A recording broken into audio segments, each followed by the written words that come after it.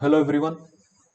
Today we are going to discuss one of the most beautiful subject of mechanical engineering that is known as thermodynamics. तो मैं आप लोगों का thermodynamics deal करूंगा। और जैसा कि आप लोग स्क्रीन पे देख पा रहे हो कि आप लोग का ऑलरेडी जो है आईसी इंजन चल ही रहा होगा, एयर स्टैंडर्ड साइकिल। ये वाला पार्ट है ना, ये वाला, ये जो आपका है ये ऑलरेडी चल रहा हुआ है। आईसी इंजन वाला पार्ट ये आपका ऑलरेडी चल रहा है। अब मुझे नहीं पता क्या कितने लोगों को मालूम है, बट ये ऑलरेडी रनिंग है। यूट्यूब में वीडियो आपके इसके मिल जाएंगे। ये ऑलरेडी पढ़ाया जा रहा है। ठीक है। अब मैं आपका ये तीन पोर्शन आपको कवर करूंगा। पहला प्रॉपर्टीज ऑफ प्योर सब्सटेंस, ये वाला properties of pure substance, first law of thermodynamics और सेकंड लॉ ऑफ थर्मोडायनेमिक्स। ये पूरा मैकेनिकल का आपका जो सिलेबस है, जो आपका जेई के पेपर में है, जनरल इंजीनियरिंग का, ये पूरा का पूरा सिलेबस आपका है। ये वाला जितना आपका देख रहे हो आप स्क्रीन पे, ये पूरा सिलेबस है। और इसमें मैं आपको कवर करूंगा properties of pure substance, first law of thermodynamics और सेकंड लॉ ऑफ थर्मोडायनेमिक्स। इसको हम लोग बहुत डिटेल में पढ़ेंगे जिससे आपका काम हो जाए। और मीन्स जितना आप पढ़ना चाहिए उतना ही पढ़ेंगे, कि इसमें आपके क्वेश्चन बन जाने चाहिए। और थोड़ा डेप्थ में पढ़ेंगे ताकि अगर कुछ क्वेश्चन ढंग के भी आए तो भी आप इजिली, बहुत ही अच्छे तरीके से आप उसको सॉल्व कर सकें। और आप लोग का मेरे ख्याल से ये वाला जो पोर्शन है, मेजरमेंट ऑफ फ्लूइड प्रेशर से लेके, ये भी आपका रनिंग है। ये भी आपका यूट्यूब वीडियो में कवर हो जाएगा, सेंट्रीफ्यूगल पंप तक। तो मैक्सिमम चीज़ें तो कवर हो ही रही हैं। और हो सकता है कि मैं भी आपका ये पोर्शन भी लूँ, क्या कहते हैं, जो थर्मोडायनेमिक्स का जो एप्लीकेशन पार्ट है, जैसे कि रेफ्रिजरेशन हो गया, पावर प्लांट हो गया, ये सारे पार्ट जो हैं हो सकता है मैं लूँ। वो तो बाद में मालूम चल जाएगा आपको। लेकिन अभी तो अपन जो है बेसिकली ये तीन पार्ट अपन अच्छे से कवर करेंगे। करीब करीब 25 से 30 घंटे लगेंगे इसमें पूरा, क्योंकि इसको हम लोग बहुत डेप्थ में देखेंगे ताकि हर टाइप के क्वेश्चन बन जाए, किसी भी टाइप का क्वेश्चन आए बन जाए, कैसा भी। इवन पेपर टू में भी अगर इस टॉपिक से अगर आ जाएगा ना, पेपर टू में आपके जो मेन मैकेनिकल वाले जो हैं, तो वो भी बना ले जाएंगे। क्योंकि मैं थ्योरेटिकल पोर्शन पूरा अच्छे से कवर करूंगा, क्योंकि थ्योरी में कुछ भी पूछ सकता है। आएगा, मान लो अगर एक दो नंबर का ही क्वेश्चन ही पूछ लिया और तो थोड़ा डिफिकल्ट हुआ और आपसे नहीं बनेगा तो मुझे ही गाली दोगे। तो इसलिए उसको पूरा सारी चीज़ें डेप्थ में पढ़ी जाए तो ज़्यादा बढ़िया होगा। बस ये है कि अपन न्यूमेरिकल नहीं कवर करेंगे यहाँ पे, क्योंकि न्यूमेरिकल आता नहीं है। जनरल इंजीनियरिंग में जो भी आता है बहुत ही बेसिक होता है, डायरेक्ट फार्मूला बेस्ड होता है। तो अपन यहाँ पे उसको डिस्कस नहीं करेंगे। हाँ, थ्योरी पूरा अच्छे से करेंगे ताकि कुछ भी आए तो बन जाए। मतलब इसमें श्योर शॉर्ट होना चाहिए। मतलब ये नहीं कि ऐसा था तो नहीं बना, ये नहीं पढ़ाया गया, वो नहीं, ऐसा नहीं रहना चाहिए। सब बनना चाहिए और वो बनेगा तो पढ़ाया इस तरीके से जाएगा। तो ये पूरा जो सिलेबस है ना, ये आपका, ये पूरा जेई का सिलेबस है एक्चुअली। ठीक है। ये पूरा जेई का सिलेबस है आपके जनरल इंजीनियरिंग के पार्ट का। जनरल इंजीनियरिंग के पार्ट का आपका ये पूरा का पूरा जेई का सिलेबस है। अब इसमें हम लोग सबसे पहले स्टार्ट करेंगे क्या, बेसिक पढ़ेंगे थर्मोडायनेमिक्स का। क्योंकि थर्मोडायनेमिक्स का अगर बेसिक ही नहीं पता रहेगा तो उसको हम आगे कैसे कंटिन्यू करें। First law of thermodynamics, second law, और फिर उसके बाद प्रॉपर्टीज ऑफ प्योर सब्सटेंस। ये सब पढ़ने के लिए हमें पहले प्रोसेस जानना पड़ेगा, बेसिक जानना पड़ेगा सारी चीजें। क्योंकि जिन टर्म का इस्तेमाल हम आगे करेंगे पढ़ाने के वक्त, तो वो सारी टर्म को आपको पहले समझ में आना चाहिए ताकि आगे कोई दिक्कत ना हो। तो सबसे पहले अपन बात करेंगे कि व्हाट इज थर्मोडायनेमिक्स। तो सबसे पहले समझने की कोशिश करते हैं कि व्हाट इज थर्मोडायनेमिक्स। देखो, सीधी सी बात यह है कि जो ये थर्मो है ना, ये जो थर्मो है, थर्मो को आप लोग इससे आप कह सकते हो, लिंक कर सकते हो किसका, टेम्परेचर। टेम्परेचर कह सकते हो। ठीक है। और टेम्परेचर को आप डायरेक्टली लिंक कर सकते हो किससे, हीट से। ठीक है। क्योंकि जब टेम्परेचर का डिफरेंस होता है, जहां भी टेम्परेचर ग्रेडियंट होता है, वहां पे ऑलरेडी हीट ट्रांसफर होता है। हीट ट्रांसफर वहां होता है जहां टेम्परेचर ग्रेडियंट हो। टेम्परेचर ग्रेडियंट होना जरूरी है हीट ट्रांसफर के लिए। और उसी तरीके से अगर डायनेमिक्स को समझो, डायनेमिक्स डायनेमिक्स को अगर समझें अपन, डायनेमिक्स को, तो इसको अपन कह सकते हैं ये क्या है, ये आपका मोशन है, एक तरीके से कह सकते हैं ना, डायनेमिक्स मीन्स मोशन, मोशन ही स्टडी करते हैं इसमें। और जब भी मोशन की बात आएगी तो अपन उसको लिंक कर सकते हैं किससे, वर्क से, वर्क से अपन उसको लिंक कर सकते हैं, ठीक है। और हीट एंड वर्क की जहां बात हो रही है वही है क्या, थर्मोडायनेमिक्स। हीट और वर्क की जहां बात होगी वही कहलाएगा थर्मोडायनेमिक्स। इस सब्जेक्ट में हर जगह अपन हीट एंड वर्क की बात करेंगे, सीधा सपाट बात, हर जगह हीट एंड वर्क की बात होगी यहाँ पे, हर जगह। अब देखो, थर्मोडायनेमिक्स अपन पढ़ क्यों रहे हैं, ये भी तो जानना जरूरी ना। What is the purpose of studying thermodynamics, ये भी तो मालूम हो अपने को। तो पहले इसको समझते हैं कि हम लोग थर्मोडायनेमिक्स पढ़ क्यों रहे हैं। देखो होता क्या है ना, कि ये जो आपकी जो हीट है ना, ये हीट, ये जैसे हीट है, ये basically unorganised form of energy है। हम लोग यहाँ पर्पस हमारा ये है कि हम अनऑर्गेनाइज्ड फॉर्म ऑफ एनर्जी जो है उसको ऑर्गेनाइज्ड फॉर्म में कन्वर्ट कर सकें। जैसे हीट है, तो ये आपका है क्या, अनऑर्गेनाइज्ड, अनऑर्गेनाइज्ड, ठीक है, और unorganised form of energy, unorganised form में। अब इसको हम कन्वर्ट कर सकें किस में, ऑर्गेनाइज्ड फॉर्म में। और ऑर्गेनाइज्ड फॉर्म का मतलब क्या होता है, वर्क। और वर्क क्या है आपका, organised form, organised, organised form. तो थर्मोडायनेमिक्स पढ़ने का जो मेन पर्पस है वो ये है कि हम हीट को वर्क में कैसे कन्वर्ट कर सकते हैं। जैसे हीट इंजन में देखते हो ना, कि हीट इंजन में, देखो हीट इंजन में क्या होता है, जैसे मान लीजिए कि बाई चांस, जैसे ये आपका देखो, स्क्रीन पे देखिए आप लोग, ये आपका हीट इंजन है, ये है आपका क्या, हीट इंजन। अब इसमें अपन क्या करेंगे, हीट देंगे, क्यों, हीट दे रहे हैं, कुछ हीट रिजेक्शन हो जाएगा Q1 पे, और कुछ वर्क हमें मिल जाएगा जिसे अपन बोलेंगे यूजफुल, यूजफुल। क्यों यूजफुल है, क्योंकि इस वर्क का इस्तेमाल अपन कर सकते हैं, इसलिए हमारे काम आ रही है, इसलिए हम इसको यूजफुल बोल रहे हैं। ये यूजफुल वर्क है और ये ऑर्गेनाइज्ड फॉर्म ऑफ एनर्जी है। इसके जब मॉलिक्यूल्स मूव होते हैं ना, वर्क के वर्क में जहां वर्क होता है, जब वो मॉलिक्यूल्स वहां जब मूव करेंगे तो एक साथ होंगे, बल्क मूवमेंट होगा। जैसे फॉर एग्जांपल देखो, ये अगर आप एक ले लो, ये है आपका एक सिस्टम, एक बॉडी है, मान लो एक बॉडी है, इस पे जब आप फोर्स लगाते हो, फोर्स लगा रहे हो F, तो ये एक साथ डिस्प्लेस होगा। ऐसा नहीं है कि इसका एक एक मॉलिक्यूल, इसका एक पार्ट, इतना पार्ट पहले डिस्प्लेस होगा फिर इतना होगा, ऐसा नहीं, पूरा डिस्प्लेस होगा, सारे मॉलिक्यूल डिस्प्लेस होंगे एक साथ मोशन करेगा, इसके मॉलिक्यूल्स एक साथ मूव करेंगे, इस सिस्टम के, इस बॉडी के सारे मॉलिक्यूल्स एक साथ मूव करेंगे, एक साथ मोशन में जाएंगे। और ये फोर्स जो है, ये किस चीज को ओवर करता है, ओवरकम कर रहा है, जब ये इधर से आप जब फोर्स अप्लाई करोगे तो जाहिर सी बात है एक और फोर्स आएगा, सूडो फोर्स, ये फ्रिक्शन फोर्स है जो इसको अपोज करेगा। और जब एफ की वैल्यू फ्रिक्शन फोर्स के बराबर या उससे ज्यादा हो जाएगी तब ये बॉडी मूव करेगा, मोशन में आ जाएगा। पूरा मॉलिक्यूल्स, उस बॉडी का जो सारे मॉलिक्यूल्स एक साथ मूव करेंगे, एक साथ मूव करेंगे, इसलिए वर्क ट्रांसफर है, ये बेसिकली वर्क है। और हीट क्या है, अनऑर्गेनाइज्ड फॉर्म है, उसकी जो उसमें जो मॉलिक्यूल्स होंगे ना हीट ट्रांसफर में, वो डिस्प्लेस फॉर्म में, डिस्प्लेस्ड फॉर्म में ये ट्रांसफर होते हैं, डिस्प्लेस्ड फॉर्म में ये अपन देखेंगे उसमें।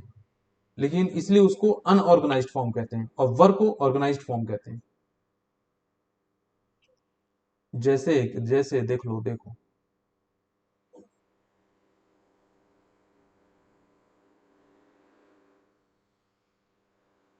जैसे क्या होता है ना, जैसे कोई सिस्टम है, मान लो ये कोई एक कंटेनर है, और इसमें कोई गैस है, मान लीजिए इसमें कोई गैस है।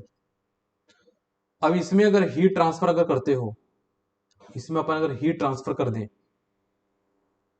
तो ये मॉलिक्यूल्स ना रैंडम मोशन में आ जाएंगे। एक मॉलिक्यूल दूसरे मॉलिक्यूल को हीट करेगा, कोई किसी भी डायरेक्शन में जाएगा, डायरेक्शन स्पेसिफिक नहीं होता, ये किसी भी डायरेक्शन में जाएगा, कोई मॉलिक्यूल किसी भी डायरेक्शन में मूव करेगा। इसीलिए बल्क में मोशन नहीं हो रहा है यहाँ पे, यहाँ डिस्प्लेस फॉर्म में मूवमेंट हो रहा है, किसका? मॉलिक्यूल्स का, क्योंकि यहाँ हीट ट्रांसफर है। अगर वर्क ट्रांसफर होता तो इस तरीके से मूवमेंट मॉलिक्यूल्स के नहीं होते वहां पे, इसलिए वो ऑर्गेनाइज्ड फॉर्म है, ये अनऑर्गेनाइज्ड फॉर्म है। और अनऑर्गेनाइज्ड फॉर्म को ऑर्गेनाइज्ड फॉर्म में कैसे कन्वर्ट करेंगे, यही अपन स्टडी करेंगे किसमें? इस सब्जेक्ट में। ठीक है, तो इतना तो मतलब देखो ऐसा है कि ये तो बड़ा बेसिक हो गया। अब थोड़ा और अच्छा पढ़ते हैं, कुछ और मेन टॉपिक पे अपन आते हैं, मेन सब्जेक्ट पे अपन एंटर करते हैं कि आखिर सिस्टम क्या होता है। सिस्टम सिस्टम अपन बार बार बोल रहे हैं, लेकिन व्हाट इज सिस्टम? सिस्टम है क्या चीज? सबसे पहले टॉपिक अपना जो पहला टॉपिक है कि व्हाट इज सिस्टम। सिस्टम, कि सिस्टम क्या है।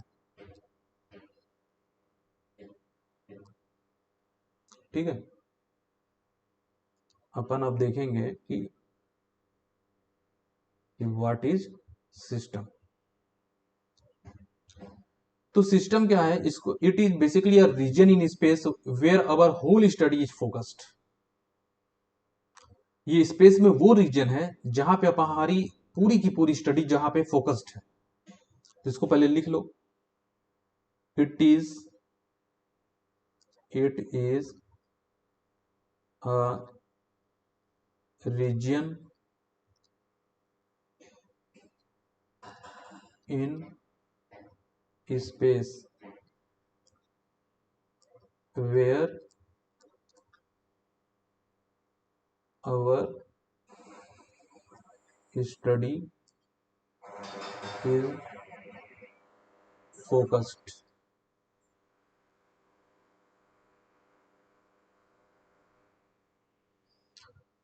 It is a region in space where our study is focused.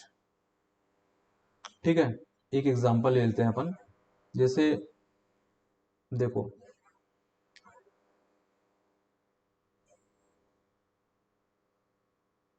एक बीकर ले लेते हैं, बीकर।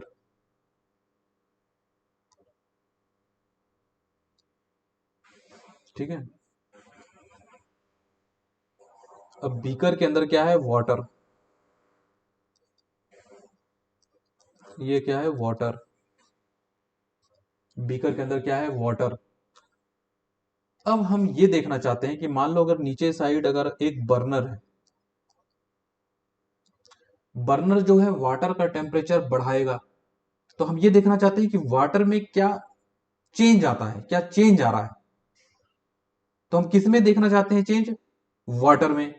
तो वाटर हमारा यहां पे सिस्टम हो जाएगा, और वाटर को छोड़ के बाकी जो दुनिया है वो सराउंडिंग हो जाएगी।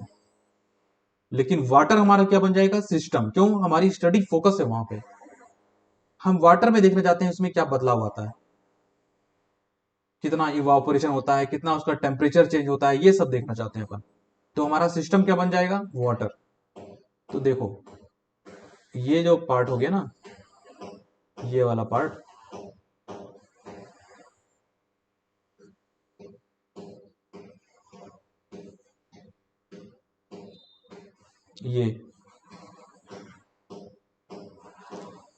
ये आपका हो गया सिस्टम।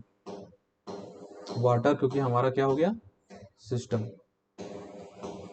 अब वाटर को छोड़ के बाकी सारी दुनिया सराउंडिंग हो गई। तो अब देखो,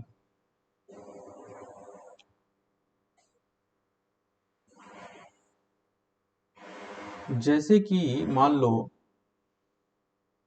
एक पाइप बनाते हैं अपन,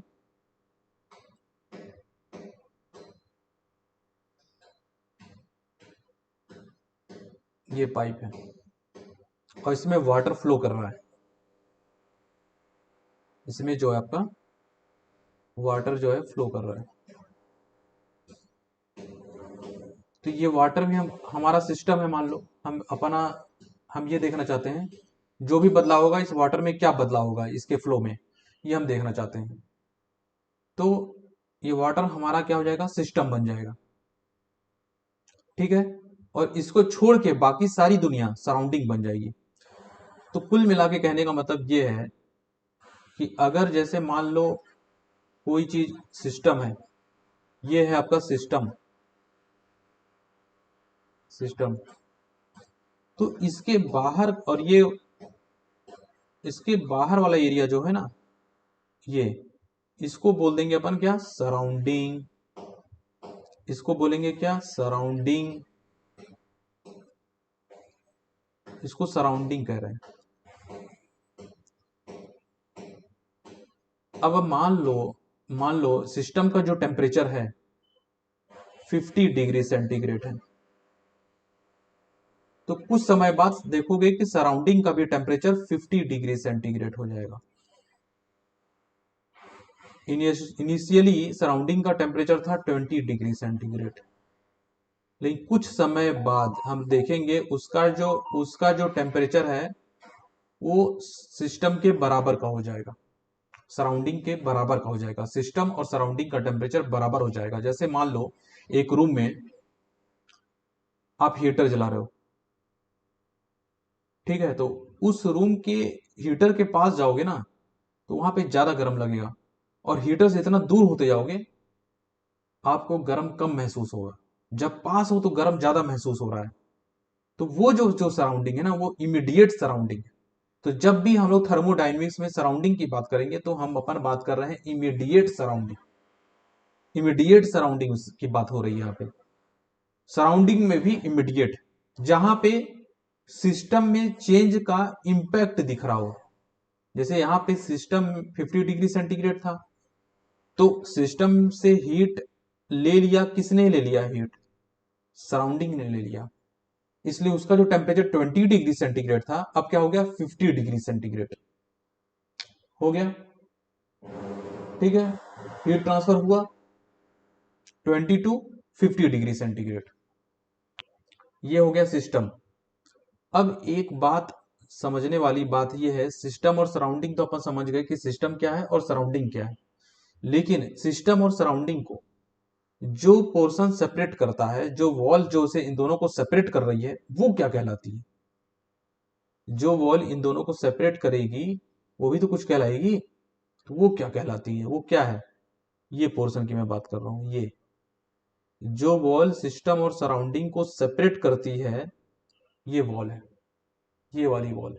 ये वॉल जो है सिस्टम और सराउंडिंग को सेपरेट कर रही है, इसको अपन कहेंगे क्या, ये होगी बाउंड्री। इसे अपन कहेंगे क्या, बाउंड्री। बाउंड्री, ये है बाउंड्री। अब बाउंड्री में कुछ पॉइंट जानना बहुत जरूरी है। पहली बात, ये बाउंड्री जो होता है ना, ये आपका रियल भी हो सकता है और इमेजिनरी भी हो सकता है। अभी देखेंगे कैसे होता है, बट ये जानना जरूरी है कि बाउंड्री जो हमारा होता है ये रियल भी हो सकता है और इमेजिनरी भी हो सकता है। ठीक है, ये दोनों हो सकता है।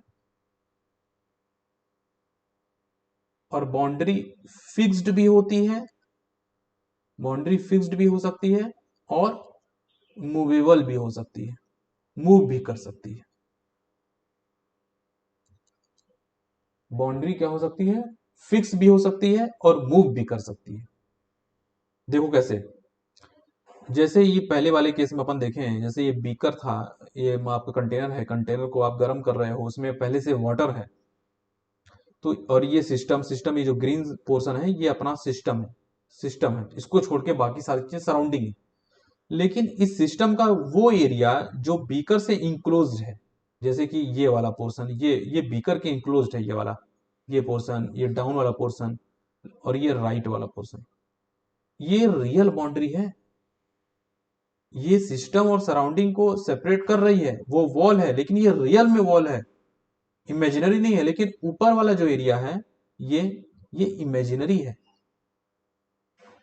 तो इधर वाली बॉल इमेजिनरी बॉल है, और ये लेफ्ट डाउन, और ये राइट, इस पोर्शन में रियल बाउंड्री है। तो बाउंड्री रियल भी हो सकता है और इमेजिनरी भी हो सकता है। अब देख लो इधर क्या कहते हैं, पाइप में पाइप फ्लो जैसे है, इसमें वाटर फ्लो कर रहा है।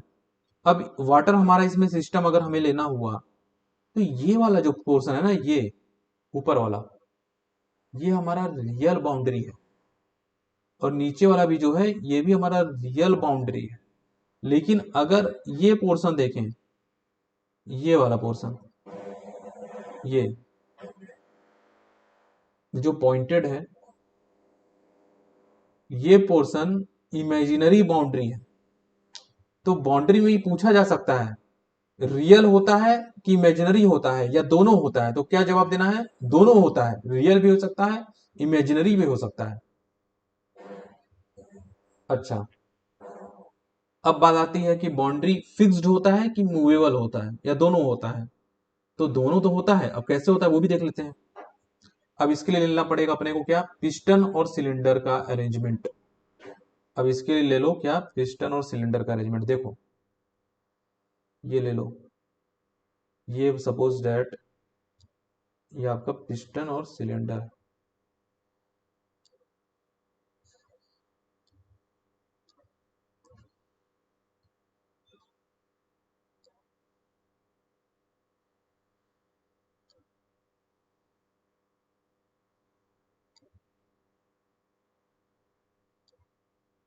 ठीक है,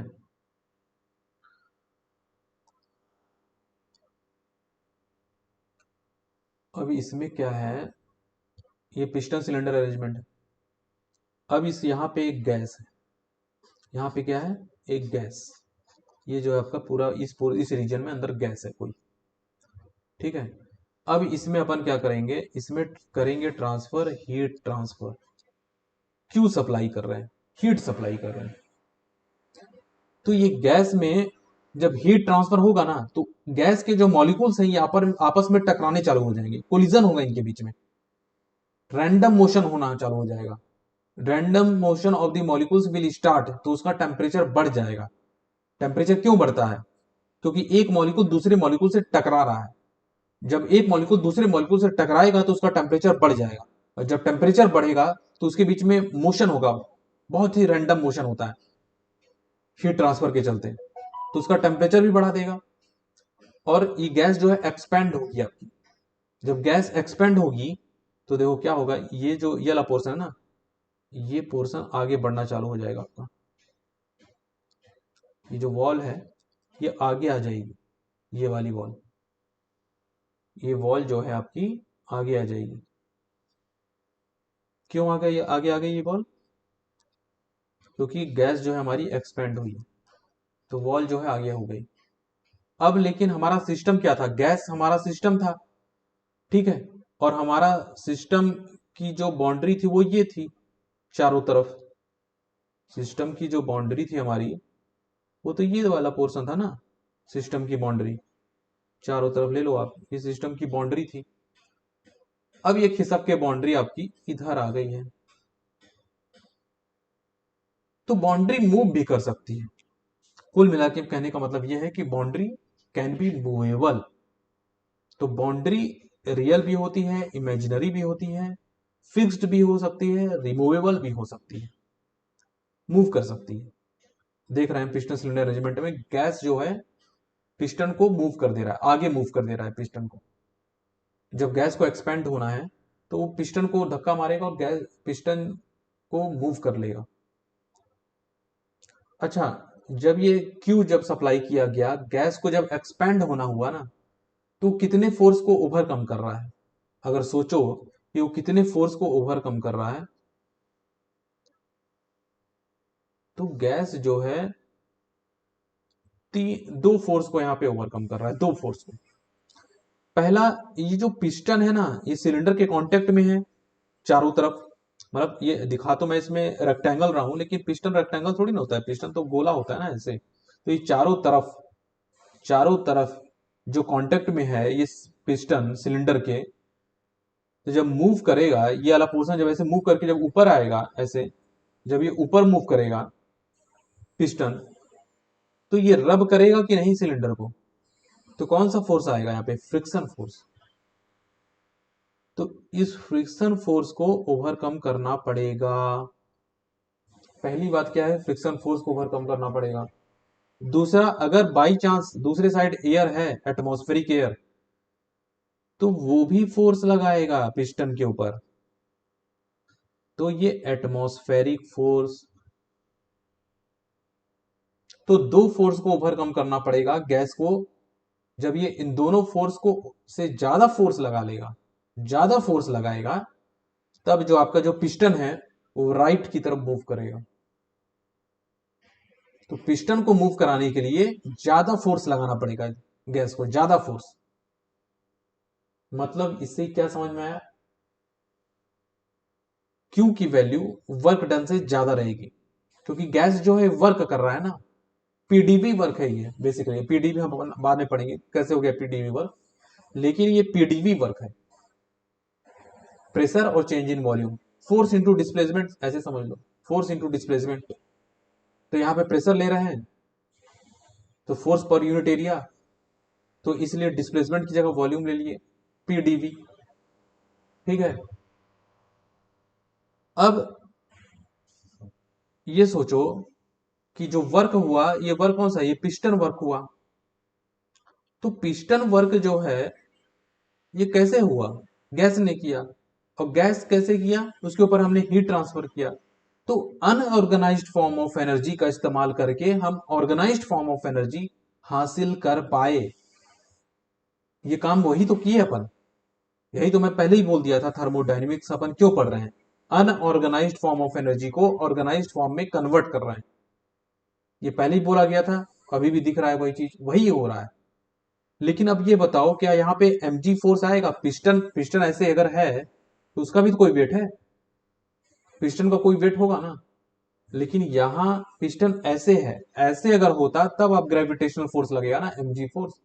यहाँ नहीं लगेगा। लेकिन अगर ये हॉरिजेंटल सिलेंडर की जगह अगर अपना वर्टिकल सिलेंडर लेते, तब इसमें एक और फोर्स आता, वो mg फोर्स होता।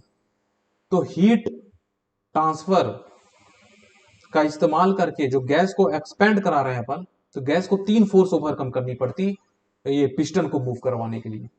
पहला फ्रिक्शन फोर्स को ओवरकम करना पड़ता, दूसरा एटमॉस्फेरिक प्रेशर को ओवरकम करना पड़ता, और तीसरा आपका mg फोर्स को। अब ये सोच रहे होगे कि मतलब यानी कि हर जगह फोर्स फोर्स की बात हो रही है, तो ये एटमॉस्फेरिक प्रेशर क्यों बोल रहे हो। भाई एक बात बताओ, यहां से मान लो इस गैस का प्रेशर है, इस गैस का जो प्रेशर है आपका, मान लो इस गैस का जो प्रेशर है,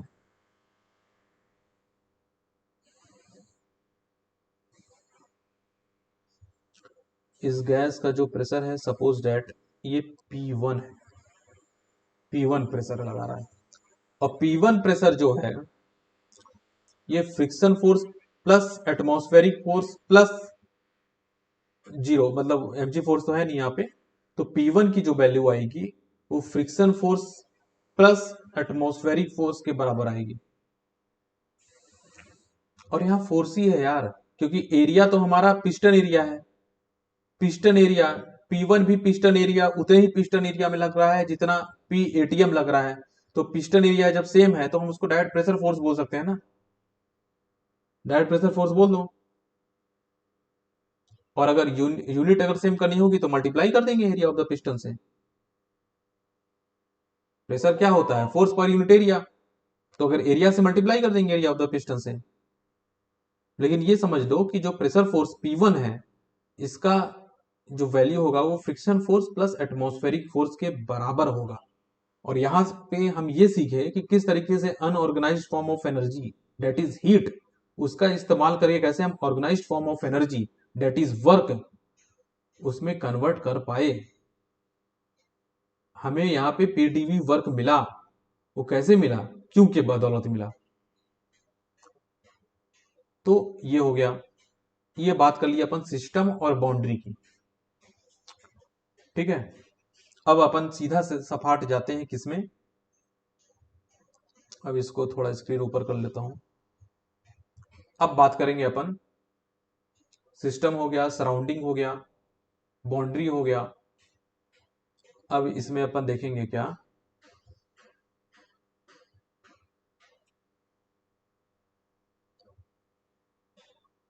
अब सिस्टम कितने टाइप के होते हैं ये समझते हैं पहले, कि कितने टाइप के सिस्टम होते हैं।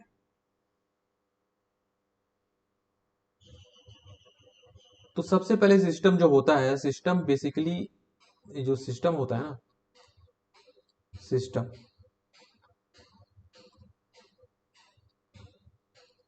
सिस्टम तीन टाइप का होता है। पहला होता है क्लोज्ड क्लोज्ड सिस्टम। दूसरा होता है आपका ओपन सिस्टम। तीसरा होता है आपका आइसोलेटेड सिस्टम, आइसोलेटेड।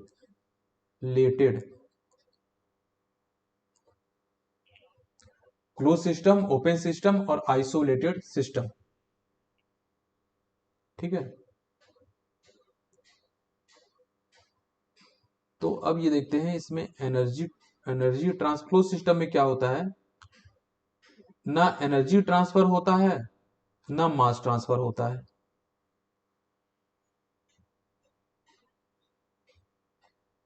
सॉरी, एक मिनट एक मिनट आइसोलेटेड सिस्टम में होता है।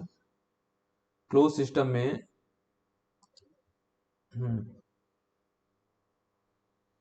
एनर्जी ट्रांसफर होता है और मास ट्रांसफर जो है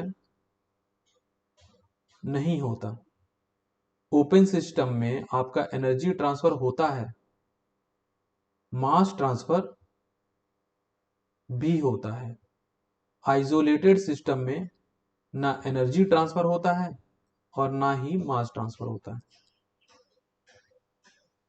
ठीक है, और ये जब बात एनर्जी की आ रही है ना, जब मैं बोल रहा हूं एनर्जी, तो ये एनर्जी है क्या, एनर्जी क्या है, वही है और क्या होगा, हीट या फिर वर्क, और क्या हो सकता है, और थोड़ी ना कुछ हो जाएगा, बस यही होगा, हीट या वर्क। एनर्जी का मतलब ये है। इसको अपन डिटेल में देखेंगे, ऐसा नहीं है कि मतलब मैं ऐसे ही हवा हवाई बात बता रहा हूँ, इसको डिटेल में अपन समझेंगे। तो एनर्जी का मतलब हीट या फिर वर्क। तो क्लोज सिस्टम में एनर्जी ट्रांसफर होता है, मास ट्रांसफर नहीं होता।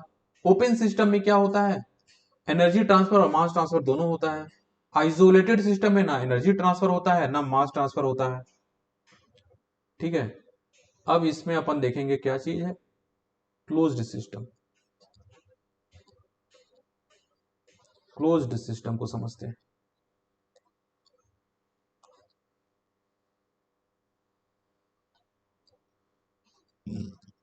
तो क्लोज्ड सिस्टम में ऑलरेडी ये मतलब बता दिया गया था क्लोज सिस्टम, कि इसमें एनर्जी ट्रांसफर तो होता है लेकिन मास ट्रांसफर नहीं होता क्लोज सिस्टम में। अब एक एग्जांपल से अपन क्लोज सिस्टम और ओपन सिस्टम दोनों समझ लेते हैं, चलो। ठीक है, थ्योरी तो अपन बता दिए, इतना ही आपको ऑब्जेक्टिव के लिए सिर्फ इतना ही समझना है, बस बस इतने में काम हो गया, बस इतने में पूरी कहानी खत्म हो गई। इतना ही है ऑब्जेक्टिव में, इससे ज्यादा कुछ है ही नहीं। लेकिन थोड़ा समझने के लिए एक एग्जांपल लेते हैं अपन, क्लोज सिस्टम ओपन सिस्टम में क्या होता है। जैसे फॉर एग्जांपल, एक चाय की प्याली बनाओ पहले, तो एक कप बनाओ पहले। ठीक है, ये बनाए अपन एक कप। ठीक है, इसमें है टी, और इसमें अपन लगा दिए ऊपर एक लिड। लिड मतलब एक कवर ऐसे रख दिए उसके ऊपर, चाय के ऊपर ऐसा रख दिए। और जो चाय का जो टेम्परेचर है, सपोज दैट 70 डिग्री सेंटीग्रेड है, और जो रूम का टेम्परेचर है वो सपोज दैट 20 डिग्री सेंटीग्रेड है। तो भाई एक बात बताओ, जब टेम्परेचर का ग्रेडियंट होता है, तो मैंने क्या कहा था, क्या होता है, जब टेम्परेचर ग्रेडियंट है तो डेफिनेटली हीट ट्रांसफर अपने आप होगा, from high temperature to low temperature होना है ना, हीट ट्रांसफर होगा ना, हाई टेम्परेचर से लो टेम्परेचर की ओर। तो यहां पे एक बात तुमको देख रहे हो, ये क्लोज सिस्टम हो गया कि नहीं, भाई हमारा ये जो चाय की प्याली है, क्लोज सिस्टम हो गया कि नहीं होगा, हो गया ना। यहाँ सिर्फ हीट ट्रांसफर हो रहा है लेकिन मास ट्रांसफर नहीं हो रहा है। मास ट्रांसफर यहां नहीं हो रहा है, सिर्फ वह सिर्फ हीट ट्रांसफर हो रहा है। हीट ट्रांसफर मतलब एनर्जी ट्रांसफर। मैंने क्या कहा था, एनर्जी ट्रांसफर में हीट और वर्क की बात करेंगे बस।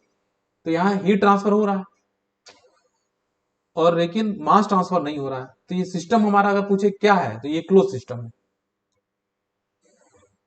लेकिन अब सोचो, एक और केस ले लो, एक और केस चलो लेते हैं। ठीक है, वही चाय की प्याली, कुछ बदला नहीं, वही कप है, उसके अंदर भी चाय है, उसका भी 70 डिग्री सेंटीग्रेड है, और रूम तो अपना वही है, रूम बदल थोड़ी ना गया, रूम बदल थोड़ी ना गया, रूम तो वही है। तो जाहिर सी बात है, जाहिर सी बात है, हीट ट्रांसफर तो होगा ही फिर से। लेकिन इस बार मास ट्रांसफर भी हो दिखाई दे रहा है। ये क्या हो रहा है, आप क्योंकि इस बार ये जो पोर्शन था ये लिड था, लिड मतलब एक ढक्कन टाइप का था जो इसके ऊपर अपन रखे हुए थे ताकि चाय गर्म ही रहे। लेकिन इस बार इवापोरेशन हो गया ना, इस बार तो इवापोरेशन भी हो गया भाई, इस बार इवापोरेशन भी हो गया। तो मतलब ये पोर्शन अब ये क्या हो गया, ये है आपका मास ट्रांसफर। मास ट्रांसफर भी हो गया इसमें। ठीक है, यहाँ पे हीट ट्रांसफर भी हो गया, मास ट्रांसफर भी हो गया। तो इसको अपन क्या कह सकते हैं, इसको अपन क्या कह सकते हैं, सोचो। जहां ऐसा कौन सा प्रोसेस है जिसमें एनर्जी ट्रांसफर भी हो जाए, मास ट्रांसफर भी हो जाए, वो कौन सा सिस्टम होता है, वो कौन सा सिस्टम हो जाएगा, ओपन सिस्टम। ये हो गया आपका ओपन सिस्टम। और ये तो क्लोज सिस्टम था ही, और ये ओपन सिस्टम का एग्जांपल दे दिया मैंने, और एक तरफ है आपका क्लोज सिस्टम का एग्जांपल। तो क्लोज्ड और ओपन सिस्टम तो आपको समझ में बहुत अच्छे से आ गया होगा, क्योंकि दोनों अच्छे से समझा दिया गया है। और बस इतना ही याद रखना है कि क्लोज सिस्टम में सिर्फ एनर्जी ट्रांसफर होता है, मास ट्रांसफर नहीं होता। और ओपन सिस्टम में एनर्जी ट्रांसफर मास ट्रांसफर दोनों होता है। आइसोलेटेड सिस्टम में एनर्जी ट्रांसफर और मास ट्रांसफर दोनों नहीं होता है। अब थोड़ा बात करेंगे अपन, एक एक केस लेते हैं, चलो एक केस लेते हैं। देखो एक केस ले रहे हैं अपन, जैसे हम लोग हमेशा पानी पीने के लिए यूज करते हैं ना, थर्मोफ्लास्क, थर्मोफ्लास्क लेते हैं कि नहीं लेते हैं।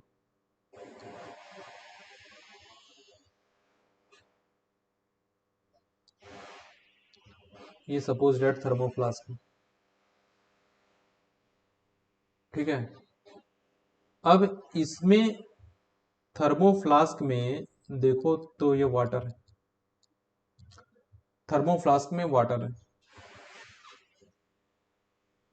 अब इसमें, और ये ऊपर से ढक्कन लगा हुआ है तो ये बंद है।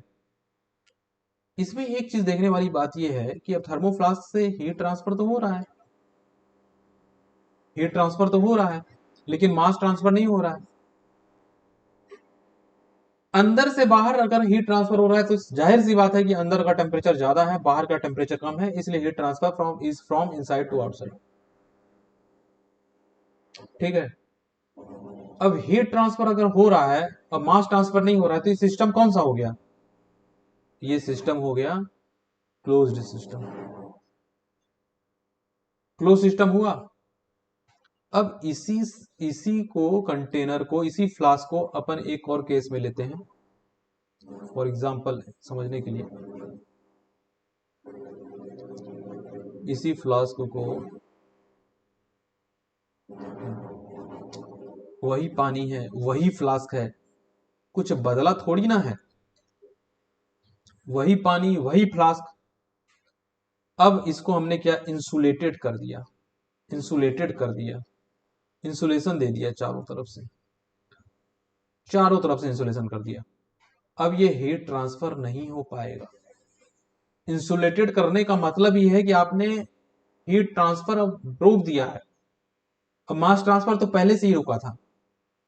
तो ये, अब ये कौन सा प्रोसेस हो गया, अब ये कौन सा सिस्टम हो गया, अब ये कौन सा सिस्टम है, ये आपका इंसुलेटेड सिस्टम हो गया, इंसुलेटेड। क्योंकि ना तो इसमें एनर्जी ट्रांसफर हो रहा है और ना ही मास ट्रांसफर हो रहा है। तो इंसुलेटेड सिस्टम को एक बात हमेशा याद रखना कि ये है क्या बेसिकली, ये क्या है। It is basically a closed system. Closed system, ये क्लोज सिस्टम है, ठीक है, in which in which energy transfer in which energy transfer is restricted. है तो ये क्लोज सिस्टम ही, लेकिन उसमें जब एनर्जी ट्रांसफर आप रिस्ट्रिक्ट कर दोगे तो वो इंसुलेटेड सिस्टम बन जाता है। ये है तो क्या, क्लोज सिस्टम ही है, बट अगर आपको उसमें एनर्जी ट्रांसफर को आप रिस्ट्रिक्ट कर दोगे, नहीं होने दोगे, तो क्या बन जाएगा, इंसुलेटेड सिस्टम। और इंसुलेटेड सिस्टम का एक बहुत बेहतरीन एग्जांपल देखते हैं अपन, बहुत बेहतरीन एग्जांपल। देखो, इसको करो ऊपर, और अब देखते हैं अपन इंसुलेटेड सिस्टम का एक बहुत बेहतरीन एग्जांपल देखेंगे। ये मान लो एक आपका सिस्टम है, ये क्या है, सिस्टम, और ये क्या है आपका, सराउंडिंग। मैंने पहले ही बोला था, सराउंडिंग मतलब इमीडिएट इमीडिएट सराउंडिंग। ये आपका इमीडिएट सराउंडिंग है, और ये आपका वॉल है। ये तो वॉल है ही, वो तो मालूम ही होगा कि ये वॉल है, बाउंड्री वॉल है, ठीक है। जो सिस्टम और सराउंडिंग को सेपरेट करता है वो बाउंड्री वॉल होता है। तो सिस्टम और सराउंडिंग के बीच का वॉल, ये क्या हो गया, ये क्या है भैया, सिस्टम और सराउंडिंग के बीच में जो वॉल है उसे क्या बोलते हैं, बाउंड्री वॉल। लेकिन सिस्टम प्लस सराउंडिंग, जो इमीडिएट सराउंडिंग है, ये पूरा अगर आपको सिस्टम मानना पड़े तो वो हो जाएगा क्या, यूनिवर्स। तो यूनिवर्स का मतलब क्या होता है, क्योंकि हमारे काम की चीज यही है ना, कि सिस्टम जहां हमारी स्टडी फोकस है, और उसमें जो भी बदलाव होगा वो कुछ ना कुछ सराउंडिंग में भी बदलाव करेगा, जो कि उसके आसपास है, इमीडिएट सराउंडिंग में। बस उतना ही हमारा एनालिसिस इसी इसी एरिया में होता है, इसी रीजन में होता है, सिस्टम और उसके आसपास की सराउंडिंग। और वो पूरा जो है प्रोसेस, पूरा का पूरा जो सिस्टम प्लस सराउंडिंग है, उसको यूनिवर्स बोलते हैं। तो यूनिवर्स क्या हो जाता है आपका, यूनिवर्स को कहते हैं सिस्टम प्लस सराउंडिंग। अब सिस्टम से मान लो हीट ट्रांसफर हो रहा है बाहर सराउंडिंग में, तो कहां पे हो रहा है, इमीडिएट सराउंडिंग में। इमीडिएट सराउंडिंग से बाहर थोड़ी ना कुछ आ रहा है, जो भी हो प्रोसेस में बदलाव हो रहा है सिस्टम में, उसके चलते हीट ट्रांसफर हो रहा हो, जो भी हो रहा हो, या फिर हीट रिजेक्शन हो रहा हो, हीट एब्जॉर्ब हो रहा हो, जो भी हो रहा हो, कुछ भी प्रोसेस हो रहा हो, उसका इफेक्ट सिर्फ इमीडिएट सराउंडिंग में अपन को दिख रहा है। तो जब इमीडिएट सराउंडिंग पे दिख रहा है, तो सराउंडिंग, इमीडिएट सराउंडिंग से बाहर तो कुछ नहीं जा रहा है, इधर से तो कुछ बाहर नहीं जा रहा है, तो मतलब एनर्जी ट्रांसफर नहीं हो रहा है, और ना ही कोई मास बाहर जा रहा है। तो ना ही कोई मास जा रहा है, ना ही कोई एनर्जी जा रहा है। हम कह सकते हैं यूनिवर्स जो है वो आपको कौन सा सिस्टम है, पूछ सकता है कोई भी, तो वो आइसोलेटेड सिस्टम है। आइसोलेटेड सिस्टम है। क्या, कौन सा सिस्टम, आइसोलेटेड सिस्टम। यूनिवर्स क्या है, आइसोलेटेड सिस्टम। यूनिवर्स पूछ सकता है आपसे कि भाई, यूनिवर्स के बारे में पूछा जा सकता है आप लोगों से कि यूनिवर्स कौन से सिस्टम में आता है, ओपन में, क्लोज्ड में, या फिर आइसोलेटेड में। तो आपको क्या बताना है, आइसोलेटेड सिस्टम है ये यूनिवर्स। यूनिवर्स कौन सा सिस्टम है, आइसोलेटेड सिस्टम, ठीक है। तो अपन सिस्टम देख लिए, ओपन देख लिए, क्लोज देख लिए, आइसोलेटेड देख लिए, सिस्टम पढ़ लिए, सराउंडिंग पढ़ लिए। अब अपन पढ़ेंगे क्या, कंट्रोल वॉल्यूम। कंट्रोल वॉल्यूम, तो अब लिखो, आप लोग लिखो क्या चीज, कंट्रोल वॉल्यूम। Control volume. अब अपन ये देखेंगे व्हाट इज कंट्रोल वॉल्यूम।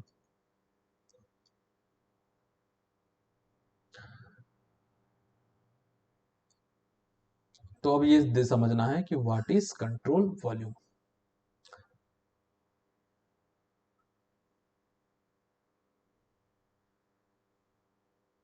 जैसे मान लो एक टरबाइन है, अपन पहले एग्जांपल लेते हैं ताकि अच्छे से समझ में आएगा। एक टरबाइन है, टरबाइन,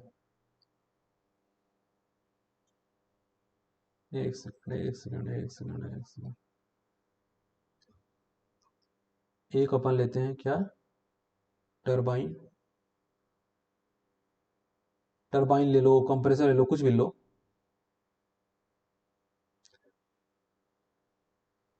तो ये जो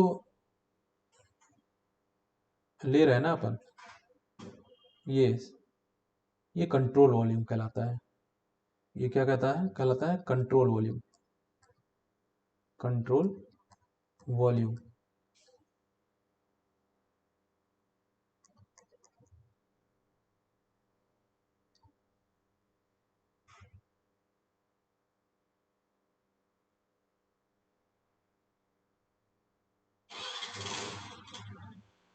यहाँ से आपका स्टीम इन और यहाँ से आपका steam out.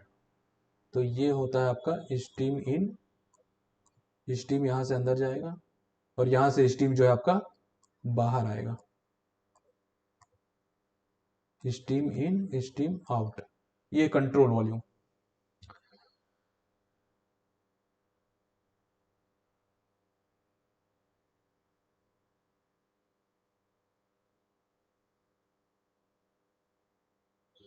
Volume which is surrounded across the device, volume which is surrounded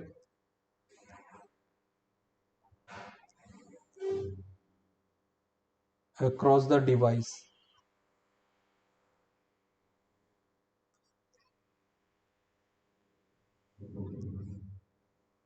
across the device, volume which is surrounded across the device is known as control volume। जब भी कभी बोला था ना कंट्रोल वॉल्यूम एनालिसिस, तो वो open system के लिए होता है, क्योंकि यहां भी देख लो ना, चाहे तुम इसको टरबाइन या कंप्रेसर कुछ भी मान लो, तो यहाँ से स्टीम आ रहा है, स्टीम जा रहा है, और ये हमारा कंट्रोल वॉल्यूम है, ये हमारा कंट्रोल, क्योंकि the area which is surrounded by, surrounded across the device is known as control volume. तो ये जो रीजन है, इस रीजन में हम देख रहे हैं स्टीम जा भी रहा है, स्टीम आ भी रहा है, स्टीम जा भी रहा है और स्टीम आ भी रहा है। अब इसमें चाहे अगर मान लो ये टरबाइन है, टरबाइन है, तो जाहिर सी बात है ये वर्क प्रोड्यूस करेगा, वर्क प्रोड्यूस करेगा अगर टरबाइन है। अगर ये टरबाइन है तो ये वर्क जो है आपका प्रोड्यूस करेगा, ठीक है। तो एनर्जी ट्रांसफर भी हो रहा है, एनर्जी ट्रांसफर में या तो हीट की बात होगी या तो वर्क की बात होगी। तो यहाँ पे वर्क प्रोड्यूस हो रहा है ना, और स्टीम इन और स्टीम आउट।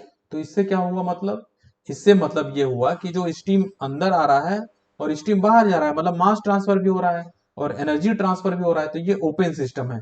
तो जब भी कंट्रोल वॉल्यूम एनालिसिस करते हैं, वो बेसिकली अपन ओपन सिस्टम के लिए करते हैं, क्लोज सिस्टम के लिए नहीं करते, ओपन सिस्टम के लिए करते हैं, जहां पे एनर्जी ट्रांसफर भी हो रहा हो और मास ट्रांसफर भी हो रहा हो। तो अपन एक एक पॉइंट और ऐड कर सकते हैं, ये लिख सकते हैं, across the control volume energy and mass transfer is possible. तो अपन क्या लिखेंगे, across, across the control volume energy transfer and mass transfer is possible, वो पॉसिबल है, ठीक है। लेकिन जब बात सिस्टम की बात आ रही थी, उसमें जो बाउंड्री था जो सिस्टम और सराउंडिंग को सेपरेट कर रहा था, वहां से एनर्जी ट्रांसफर और मास ट्रांसफर हो सकता है क्या? देखो, एनर्जी ट्रांसफर तो वहां से भी बहुत आराम से होगा, हमेशा होगा।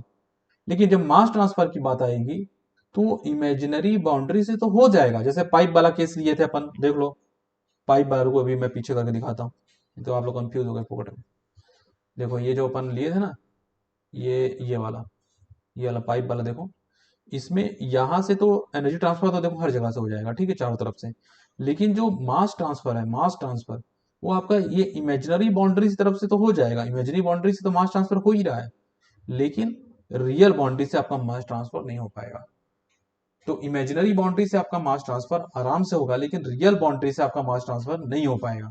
ठीक है, तो सबसे पहली बात, अब इसको करो ऊपर।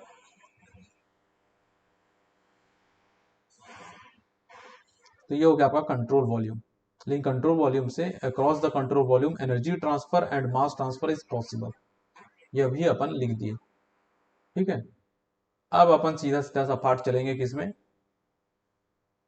अब अपन बात करेंगे, कंट्रोल वॉल्यूम भी हो गया, सिस्टम हो गया, ये हो गया, वो हो गया, ठीक है। अब बात करेंगे मैकेनिकल इक्विलिब्रियम। अब बात करेंगे अपन किसकी, मैकेनिकल इक्विलिब्रियम। तो टॉपिक लिखो फटाक से, मैकेनिकल इक्विलिब्रियम। ये सब बेसिक चल रहा है, ठीक है। Mechanical mechanical equilibrium, equilibrium. देखो इक्विलिब्रियम का मतलब पहले तो देखो क्या होता है। इक्विलिब्रियम का मतलब ये होता है, क्या होता है इक्विलिब्रियम का मतलब, state of balance. State of balance, balance के स्टेट में अगर आ जाए सिस्टम हमारा, अगर बैलेंस के स्टेट में आ जाए तो हम कह देंगे कि इक्विलिब्रियम हो गया है। State of balance, state of balance को ही अपन इक्विलिब्रियम कहते हैं। तो मैकेनिकल इक्विलिब्रियम का मतलब ये होता है कि तीन इक्विलिब्रियम हो जाए तो मैकेनिकल इक्विलिब्रियम अपन कह देंगे। अब कौन कौन से इक्विलिब्रियम, तीन इक्विलिब्रियम बोल रहे हो कि कौन कौन से इक्विलिब्रियम, तीन तीन तीन इक्विलिब्रियम हो जाए। देख लो भाई, तीन इक्विलिब्रियम कौन कौन से होने चाहिए, भाई पता तो होना चाहिए, जाहिर सी बात है। तो तीन इक्विलिब्रियम कौन कौन से हो सकते हैं वो देख लो। पहला आपका इक्विलिब्रियम होना चाहिए किसका, थर्मोडायनेमिक इक्विलिब्रियम। थर्मोडायनेमिक, आइडिया लग गया होगा कि इसमें क्या इक्वल रहेगा। ठीक है, पहला थर्मोडायनेमिक इक्विलिब्रियम। दूसरा आपका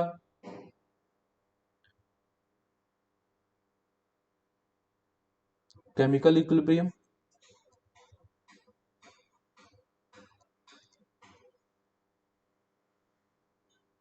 केमिकल इक्विलिब्रियम।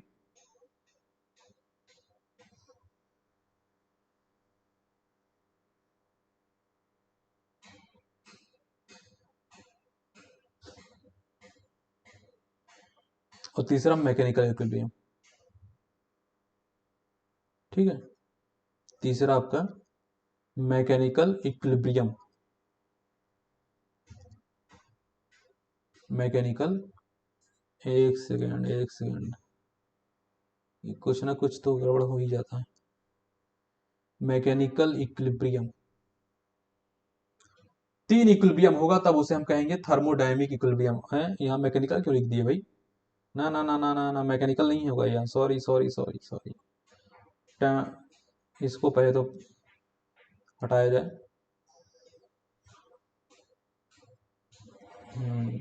इसको कहेंगे थर्मोडायनेमिक इक्विलिब्रियम, सॉरी। ठीक है, ये तीनों इक्विलिब्रियम हो जाएंगे तो वो थर्मोडायनेमिक इक्विलिब्रियम कहलाएगा। तो ये जो है थर्मोडायनेमिक इक्विलिब्रियम है, थर्मोडायनेमिक इक्विलिब्रियम। ये थर्मोडायनेमिक इक्विलिब्रियम है जब ये तीनों इक्विलिब्रियम हो जाए। ठीक है, तो ये कौन सा हो गया,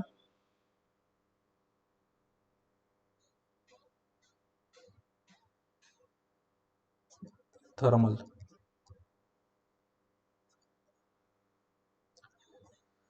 हाँ, तो अब देखो इक्विलिब्रियम का सीधा सा मतलब हो गया स्टेट ऑफ बैलेंस। जब थर्मल इक्विलिब्रियम होगा, केमिकल इक्विलिब्रियम होगा, मैकेनिकल इक्विलिब्रियम होगा, तब हम कहेंगे कि सिस्टम हमारा थर्मोडायनेमिक इक्विलिब्रियम में है।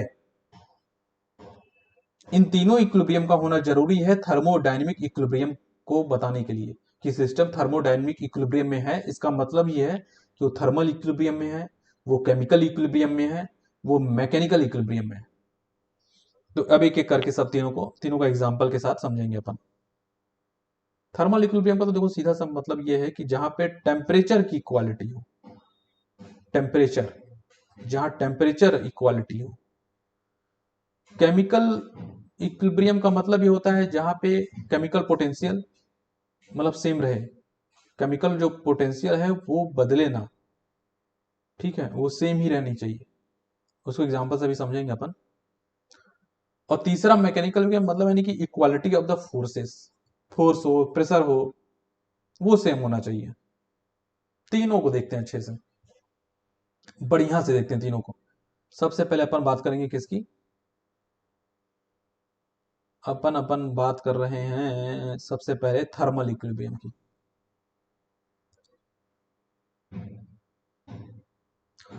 तो थर्मल इक्विलिब्रियम, ठीक है। थर्मल इक्विलिब्रियम का तो देखो सिंपल, बहुत सिंपल सा फंडा है कि टेम्परेचर सेम होना चाहिए, ठीक है। टेम्परेचर जो है आपका सेम होना चाहिए। जैसे मान लो एक बॉडी है, एक बॉडी आप ले लो, यहाँ का टेम्परेचर है 20 डिग्री सेंटीग्रेड एक बॉडी में, और यहाँ पे टेम्परेचर है 30 डिग्री सेंटीग्रेड। तो जो सिस्टम जो है हमारा, ये हमारा सिस्टम ही तो था, और सराउंडिंग का टेम्परेचर है 30 डिग्री सेंटीग्रेड। तो सिस्टम ही हमारा जो है थर्मली सेम नहीं है। अगर देखा जाए तो थर्मल इक्विलिब्रियम हमारा सिस्टम में ही नहीं पहुंचा है, सराउंडिंग से हम क्या कंपेयर करें। अगर हमारा सिस्टम का भी टेम्परेचर पूरा हर जगह पूरे उसके स्पेस में अगर 30 डिग्री सेंटीग्रेड होता, तो हम ये कह सकते थे कि थर्मल इक्विलिब्रियम में हमारा सिस्टम है, और वो सराउंडिंग से थर्मल इक्विलिब्रियम है। देख लो, system is thermally equilibrium with surrounding, दोनों का टेम्परेचर सेम। सिस्टम अपने में भी सेम है, उसका भी टेम्परेचर वही है, और सराउंडिंग जो इमीडिएट जो सराउंडिंग है उसका भी टेम्परेचर 30 डिग्री सेंटीग्रेड है।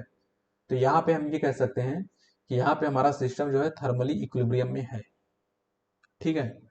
अब बात अपन करेंगे किसकी, केमिकल पोटेंशियल। अब मान लो एक बॉडी है, सपोज दैट एक बॉडी है हमारा, यहाँ पे एक गैस है, गैस कुछ भी ले सकते हो, कुछ भी ले सकते हो, CO2 गैस ले लो, ठीक है। अब इसमें अपन हीट ट्रांसफर किए, इसमें अपन हीट ट्रांसफर किए, तो CO2 का जो केमिकल फॉर्मूला है ना वो चेंज नहीं हो रहा है। तो अपन क्या लिखेंगे यहाँ पे कि chemical formula, chemical formula, chemical formula not change, not changed.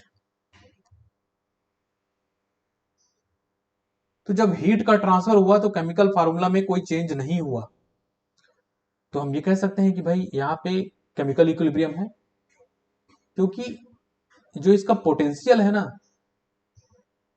उसमें बदलाव नहीं हुआ। क्योंकि अगर देखो जहां भी डिफरेंस होता है, जहां भी डिफरेंस होता है, जैसे फॉर एग्जांपल हाइट का डिफरेंस है तो वह वहां पे वाटर फ्लो करेगा। अगर मान लो टेम्परेचर का डिफरेंस है तो वहां पे हीट फ्लो करता है, क्यों, क्यों वहां फ्लो करेगा अगर टेम्परेचर डिफरेंस है तो। और अगर जहां पे हाइट का डिफरेंस है वहां पे वाटर फ्लो करता है, जहां पे पोटेंशियल का डिफरेंस होता है वहां पे करंट फ्लो करता है, ठीक है। तो जहां केमिकल पोटेंशियल का डिफरेंस होगा तो वहां पे उसका केमिकल फार्मूला चेंज होना चाहिए। केमिकल पोटेंशियल सेम है, इसका मतलब प्रोसेस होने के बावजूद भी हीट ट्रांसफर भी किए तो भी उसी उसी उसी केमिकल फार्मूले में है। इसका मतलब हम ये कह सकते हैं इनर्ट नेचर है इसका, सिस्टम का इनर्ट नेचर, वो उसका जो केमिकल पोटेंशियल नेवर चेंज। जबकि उसमें भी फ्लो होता है कि भाई chemical high chemical potential to lower को केमिकल पोटेंशियल, ऐसा फ्लो होना चाहिए, लेकिन नहीं हो रहा है। केमिकल फॉर्मूला वही है, इनर्ट नेचर यहां दिखाई दे रहा है। कौन सा नेचर दिख रहा है, inert nature. Equality of chemical potential आप कह सकते हो। एक जगह हमने कहा थर्मल इक्विलिब्रियम में इक्वालिटी ऑफ टेम्परेचर, अब हम यहां कह रहे हैं इक्वालिटी ऑफ केमिकल पोटेंशियल। अब आता है फोर्स, मींस फोर्स मतलब मैकेनिकल इक्विलिब्रियम। मैकेनिकल इक्विलिब्रियम की जब बात हो रही है ना, कौन सा स्टेट ऑफ बैलेंस की यहां बात होगी, फोर्स या प्रेशर, प्रेशर कह दो या फोर्स कह दो, बात एक ही है। ऊपर की यूनिट एरिया है बस, है फोर्स पर यूनिट एरिया, इतने एरिया में कितना फोर्स लगा वही है प्रेशर, और क्या, कोई बड़ी चीज थोड़ी ना है। अब देखो,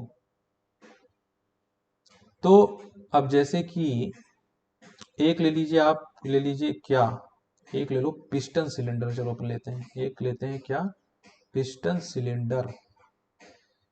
पिस्टन सिलेंडर बड़ा काम का चीज है ये। इसको थर्मो में बहुत बार अपन समझेंगे पिस्टन सिलेंडर को। तो पिस्टन सिलेंडर अपन ले लिए। अब देखो, सपोज करो अंदर एक गैस है ऑक्सीजन, इसमें ऑक्सीजन एक गैस है अंदर, ठीक है। पिस्टन सिलेंडर में अपनी गैस भरी हुई है, कौन सी है? ऑक्सीजन। अब ऑक्सीजन जो है यहां पे प्रेशर लगा रहा है P1, यहाँ पे P1 है प्रेशर, और बाहर से प्रेशर लग रहा है P ATM, P atmospheric pressure. और हम ये मान लेते हैं कि पिस्टन वेट है ये नहीं, इस वेटलेस है, पिस्टन का कोई वेट नहीं, हम ये मान लेते हैं, एज्यूम कर रहे हैं। अब P1 is equal to P ATM हो गया। यहाँ पे अपन देखेंगे क्या कि P1 is equal to P atmospheric. तो यहाँ पे क्या हम देख रहे हैं? इक्वालिटी ऑफ प्रेशर कह सकते हैं, इक्वालिटी ऑफ प्रेशर या फिर इक्वालिटी ऑफ फोर्स। क्योंकि P1 लगे चाहे P एटीएम लगे, दोनों एक ही एरिया में, पिस्टन के एरिया में लग रहे हैं, सेम एरिया, तो इसलिए हम इक्वालिटी ऑफ फोर्स बोल दे रहे हैं, एरिया क्योंकि सेम है। ठीक है, देख लो यार, तुम लोग फिर बोलोगे कि F1 by area of piston, और यहां पे ले लो force by area of piston, तो ये तो गया, स्वाहा हो गया।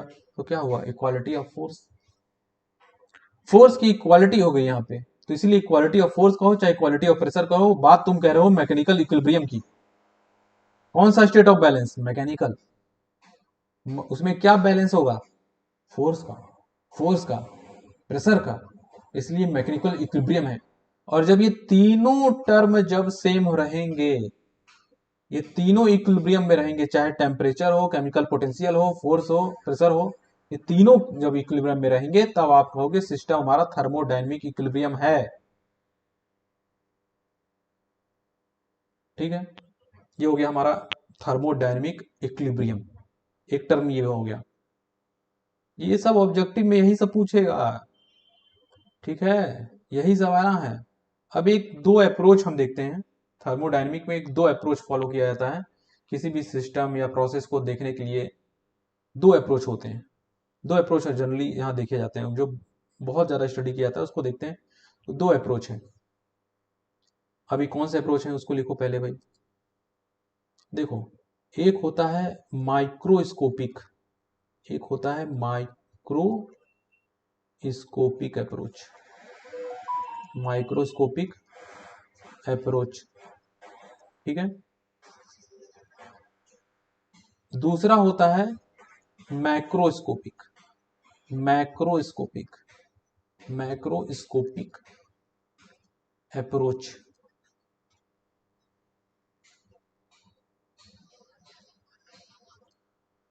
एक होता है माइक्रोस्कोपिक अप्रोच और दूसरा होता है मैक्रोस्कोपिक अप्रोच। ये थर्मोडायनेमिक्स में ये दोनों अप्रोच फॉलो किए जाते हैं। माइक्रोस्कोपिक अप्रोच को अपन बोलते हैं स्टैटिस्टिकल थर्मोडायनेमिक्स। क्या बोलते हैं अपन? स्टैटिस्टिकल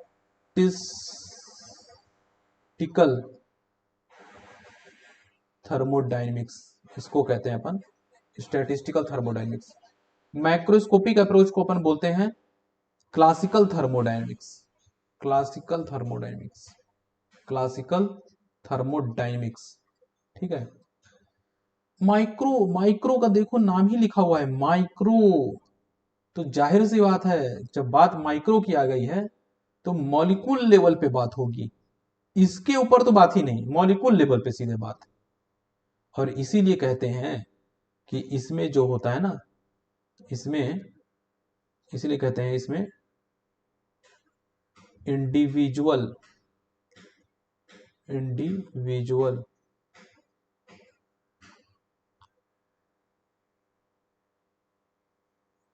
मॉलिक्यूलर बिहेवियर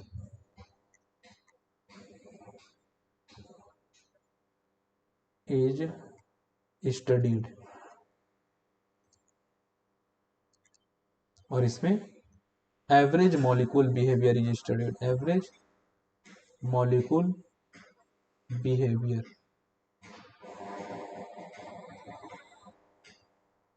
इसमें average molecule behaviour is studied. ठीक है, तो माइक्रोस्कोपिक अप्रोच का मतलब ये होता है, जिसको हम स्टैटिस्टिकल थर्मोडायनेमिक्स बोलते हैं, कि इसमें मॉलिक्यूल्स लेवल पे देखते हैं।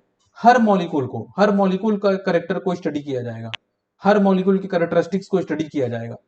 तो मॉलिक्यूल्स बिहेवियर हम देखेंगे, लेकिन वो इंडिविजुअल मॉलिक्यूल का देखेंगे। लेकिन मैक्रोस्कोपिक अप्रोच में एवरेज मॉलिक्यूल्स का देखेंगे, एवरेज मॉलिक्यूल जहां भी स्टडी होगी, एवरेज मॉलिक्यूल्स। अभी मैं एग्जांपल दे रहा हूं, देखो।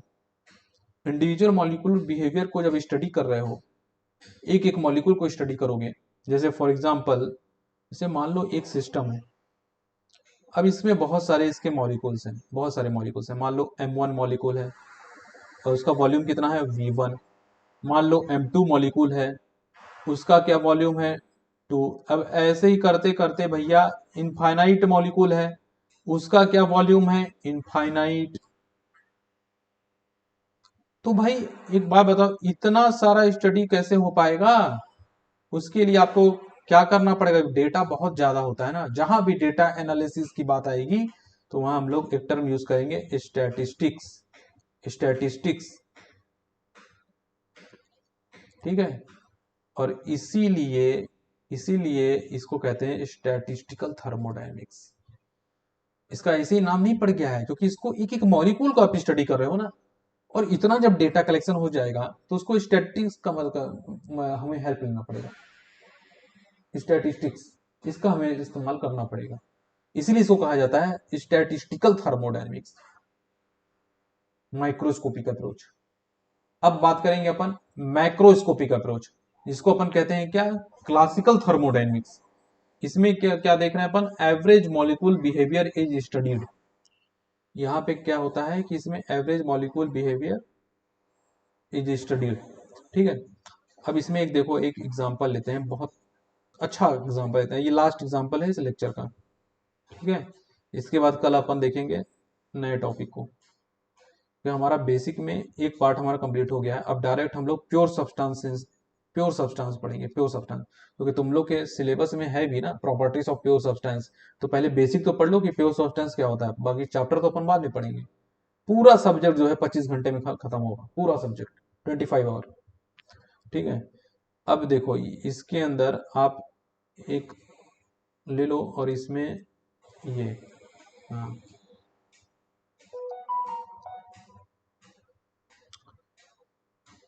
तो ये आपका मान लो एक, ये अंदर एक वो है, क्या है, गैस है। अंदर आपका एक गैस है, कंटेनर के अंदर एक गैस है। और ये आपका है प्रेशर गेज। प्रेशर गेज हम जानते हैं ना, जो प्रेशर मेजर करता है। तो प्रेशर गेज जब प्रेशर मेजर करेगा, तो होता क्या है कि अंदर यहाँ पे एक मॉलिक्यूल आएगा, टकराएगा, 2 मॉलिक्यूल आएगा, 3 मॉलिक्यूल आएगा, 4 मॉलिक्यूल आएगा। ऐसे मॉलिक्यूल्स आते जाएंगे, टकराते जाएंगे, बल्क में मॉलिक्यूल आएंगे, टकराएंगे, चले जाएंगे। बल्क में मॉलिक्यूल आएंगे, टकराएंगे, चले जाएंगे। और इस कंटेनर के अंदर जो गैस है वो किस प्रेशर में है, ये बता देगा। ये आपका क्या कहते हैं, प्रेशर गेज।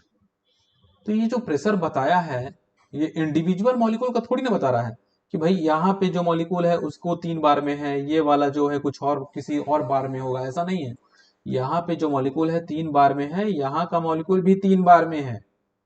ये पूरे सिस्टम का प्रेशर गैस, इस पूरे सिस्टम में जो हमारा गैस है, इस पूरे कंटेनर में, क्योंकि गैस ही हम मान लेते हैं हमारा सिस्टम है। तो इस कंटेनर में जो गैस हमारा सिस्टम है, पूरे सिस्टम का ये प्रेशर बता रहा है। मतलब ये एवरेज मॉलिक्यूल को स्टडी कर रहा है, एवरेज मॉलिक्यूल बिहेवियर को स्टडी कर रहा है। इसलिए इसको, ये जो प्रेशर जो बता रहा है ना, ये एवरेज मॉलिक्यूल्स का प्रेशर बता रहा है। तो ये, और हम लोग या इस कह सकते हैं कि भाई ये एग्जांपल हो गया ना, एवरेज मॉलिक्यूल को स्टडी कर रहा है ये, और उसका प्रेशर क्या बताया, 3 बार। तो एक मॉलिक्यूल का ये नहीं बता रहा, एवरेज मॉलिक्यूल्स का प्रेशर होता है वो। किसी भी आप एरिया का जब प्रेशर मेजर करते हो, किसी भी गैस का, तो उस गैस के किसी एक मॉलिक्यूल का ही प्रेशर नहीं है, वो पूरे गैस का मॉलिक्यूल के प्रेशर है, उसका पूरे मॉलिक्यूल्स इसी प्रेशर में है। ये एवरेज मॉलिक्यूल को स्टडी कर रहा है, लेकिन माइक्रोस्कोपिक अप्रोच में इंडिविजुअल मॉलिक्यूलर बिहेवियर को स्टडी कर रहे थे। अच्छा, वहां पे अब क्या प्रॉब्लम, एक उसमें एक चीज ये हम कहाँ यूज कर सकते हैं, अगर ये कोई पूछे कि माइक्रोस्कोपिक अप्रोच को अपन कहाँ यूज कर सकते हैं, ये बताओ माइक्रोस्कोपिक अप्रोच को अपन कहाँ यूज कर सकते हैं। भाई देखो, जाहिर सी बात है, एक बात तो सोचने वाली बात है कि यहाँ पे अपनी स्टडी जो है वो एक एक मॉलिक्यूल पे स्टडी बेस्ड है। एक मॉलिक्यूल की ये करेक्टर है, ये मॉलिक्यूल का ये प्रॉपर्टी है, इस मॉलिक्यूल का ये करेक्टरिस्टिक्स है, ऐसे पढ़ेंगे, एक एक करके पढ़ेंगे। तो जाहिर सी बात है ये वहां के लिए सही है ना जहां जिसकी डेंसिटी कम हो। तो यहाँ पे अपन एक चीज और लिख सकते हैं, एक पॉइंट तो ये हो गया। अब दूसरा पॉइंट लिखो, it is used, it is used where where density, it is used where density is less. जहां डेंसिटी कम होगा वहीं पे ये इसका यूज होगा, जहां डेंसिटी ज्यादा होगा वहां माइक्रोस्कोपिक अप्रोच यूज करेंगे। ठीक है, तो आज हम लोग देखो क्या क्या देखे, पहले उसको पूरा एक रिवाइंड कर लेते हैं, अपन देखे क्या क्या। माइक्रोस्कोपिक मैक्रोस्कोपिक अप्रोच अपन देख लिए, ठीक है। फिर अपन देख लिए थर्मोडायनेमिक इक्विलिब्रियम देख लिए, thermal temperature, thermal chemical mechanical equilibrium ये देख लिए।